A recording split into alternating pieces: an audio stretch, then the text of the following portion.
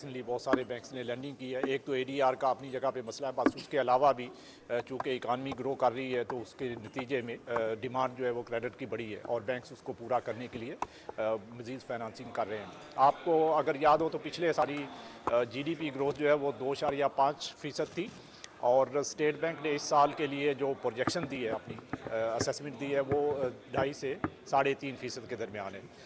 जब हमने ये साल माली साल शुरू किया था जुलाई में, तो स्टेट बैंक का ख्याल था कि इस साल हमारी ग्रोथ जो है उस वक्त जो है वो हमारा एस्टीमेट ये था कि 2.6% रहेगी, between the growth level of 2.5 to 3.5%। लेकिन अब हमने जैसे जैसे और बेहतरी आई है पिछले 4 माह के अंदर, उसके नतीजे में अब हमारा ख्याल ये है कि हमारी इकानमी जो है वो 3% से ज़्यादा ग्रो करेगी।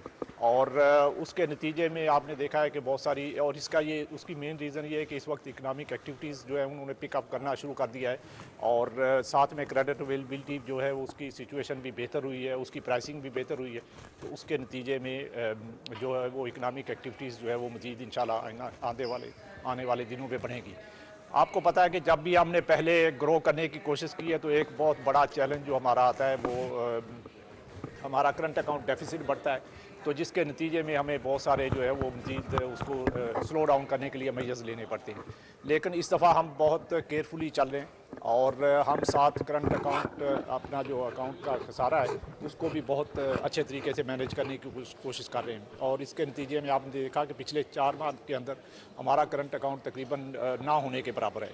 हालांकि हमारी जो असेसमेंट है वो पूरे साल की 0 से 1% के दरमियान रहने की है, लेकिन अभी इस वक्त ये 0.1% से भी नीचे है। तो उस लिहाज से मैं समझता हूँ कि आगे अगर जो ग्रोथ होगी तो उसकी सस्टेनेबिलिटी के चांसेस बहुत ज़्यादा है। और इसमें दो चीज़ें जो बहुत अच्छा जिनका कंट्रीब्यूशन है, एक तो ये कि हमारे रेमिटेंसेस जो हैं इस वक्त वो बहुत बेहतर उनकी पोजीशन है। और आज हमने अभी रिलीज़ कर दिया होगा या करने वाले होंगे आपने नंबर्स, तो अक्टूबर का रेमिटेंसेस जो है वो $3.1 बिलियन है और इसके बाद पहले 4 माह का हमारा जो एवरेज है तकरीबन $3 बिलियन का आ रहा है। और उसकी वजह से हमारा ख्याल ये है कि पिछले साल रेमिटेंसेस जो $30.3 बिलियन थी वो बढ़ के इंशाल्लाह इस दफ़ा 34 बिलियन तो कम से कम होंगी, उससे ऊपर भी जा सकती हैं। और उसी की वजह से ये इस ग्रोथ की वजह से, और दूसरा हमारे एक्सपोर्ट्स भी बहुत ठीक परफॉर्म कर रही हैं। अभी पहले 4 माह में उनमें 13.5% का इजाफा हुआ है और आगे जैसे जैसे इकनॉमिक एक्टिविटीज़ पिकअप करेंगी तो उसमें और बेहतरी आएगी।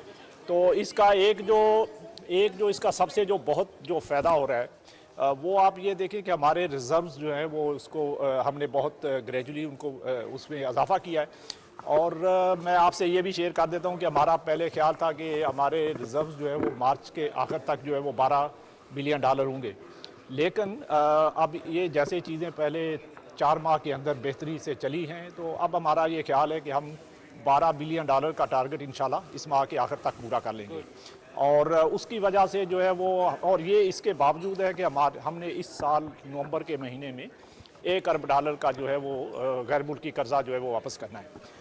और उस $1 अरब को वापस करने के बावजूद हमारे रिजर्व इस वक्त जो 11.2 बिलियन है, ये इस माह के आखिर तक इंशाल्लाह 12 बिलियन से ऊपर होंगे। तो अकॉर्डिंगली अगर जिस तरह इन्फ्लेशन के नंबर्स हैं तो आप समझते हैं कि नेक्स्ट मंथ जो हमारी मॉनेटरी पॉलिसी है अब उसमें मज़ीद डिक्रीज होगा?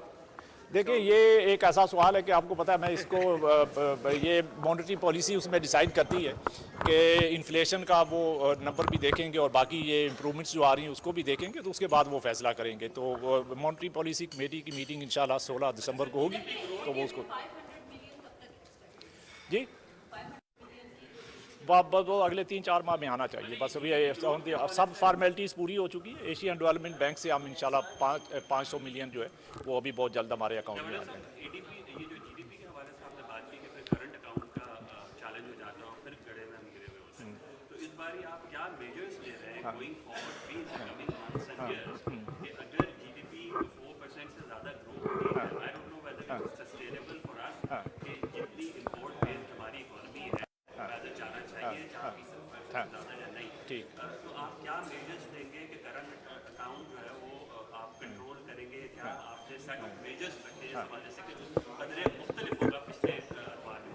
देखिए इसमें जो मेन जो कंट्रीब्यूटिंग फैक्टर है हमारे इनफ्लोज जो फॉरेन एक्सचेंज के जो इनफ्लोज हैं, और इनफ्लोज के 3-4 हमारे ज़राए हैं, जिसमें सबसे टॉप पे इस वक्त जो है वो हमारे रेमिटेंसेस हैं। और आपने देखा है कि रेमिटेंसेस के अभी मैंने जैसे आपसे बताया कि माह के अक्टूबर का जो है वो $3.1 बिलियन हमारे रेमिटेंसेस आए। उससे पहले भी जो है वो $2.9 बिलियन की एवरेज थी। तो अब तकरीबन पहले 4 माह की एवरेज जो है वो बहुत सारे बैंक्स ने लैंडिंग की है। एक तो ADR का अपनी जगह पे मसला है, बस उसके अलावा भी चूँकि इकानमी ग्रो कर रही है तो उसके नतीजे में डिमांड जो है वो क्रेडिट की बढ़ी है, और बैंक्स उसको पूरा करने के लिए मज़ीद फाइनेंसिंग कर रहे हैं।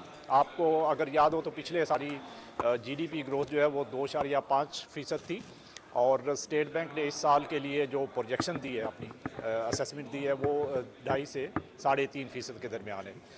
जब हमने ये साल माली साल शुरू किया था जुलाई में, तो स्टेट बैंक का ख्याल था कि इस साल हमारी ग्रोथ जो है उस वक्त जो है वो हमारा एस्टीमेट ये था कि 2.6% रहेगी, between the growth level of 2.5 to 3.5%। लेकिन अब हमने जैसे जैसे और बेहतरी आई है पिछले 4 माह के अंदर, उसके नतीजे में अब हमारा ख्याल ये है कि हमारी इकानमी जो है वो 3% से ज़्यादा ग्रो करेगी। और उसके नतीजे में आपने देखा है कि बहुत सारी, और इसका ये उसकी मेन रीज़न ये है कि इस वक्त इकनॉमिक एक्टिविटीज़ जो है उन्होंने पिकअप करना शुरू कर दिया है, और साथ में क्रेडिट अवेलेबिलिटी जो है उसकी सिचुएशन भी बेहतर हुई है, उसकी प्राइसिंग भी बेहतर हुई है। तो उसके नतीजे में जो है वो इकनॉमिक एक्टिविटीज़ जो है वो मज़ीद इंशाल्लाह आने वाले दिनों में बढ़ेगी। आपको पता है कि जब भी हमने पहले ग्रो करने की कोशिश की है तो एक बहुत बड़ा चैलेंज जो हमारा आता है वो हमारा करंट अकाउंट डेफिसिट बढ़ता है, तो जिसके नतीजे में हमें बहुत सारे जो है वो मज़ीद उसको स्लो डाउन करने के लिए मेजर्स लेने पड़ते हैं। लेकिन इस दफ़ा हम बहुत केयरफुली चल रहे हैं, और हम साथ करंट अकाउंट अपना जो अकाउंट का खसारा है उसको भी बहुत अच्छे तरीके से मैनेज करने की कोशिश कर रहे हैं। और इसके नतीजे में आपने देखा कि पिछले 4 माह के अंदर हमारा करंट अकाउंट तकरीबन ना होने के बराबर है। हालांकि हमारी जो असेसमेंट है वो पूरे साल की 0 से 1% के दरमियान रहने की है, लेकिन अभी इस वक्त ये 0.1% से भी नीचे है। तो उस लिहाज से मैं समझता हूँ कि आगे अगर जो ग्रोथ होगी तो उसकी सस्टेनेबिलिटी के चांसेस बहुत ज़्यादा है। और इसमें 2 चीज़ें जो बहुत अच्छा जिनका कंट्रीब्यूशन है, एक तो ये कि हमारे रेमिटेंसेस जो हैं इस वक्त वो बहुत बेहतर उनकी पोजीशन है। और आज हमने अभी रिलीज़ कर दिया होगा या करने वाले होंगे आपने नंबर्स, तो अक्टूबर का रेमिटेंसेस जो है वो $3.1 बिलियन है, और इसके बाद पहले 4 माह का हमारा जो एवरेज है तकरीबन $3 बिलियन का आ रहा है। और उसकी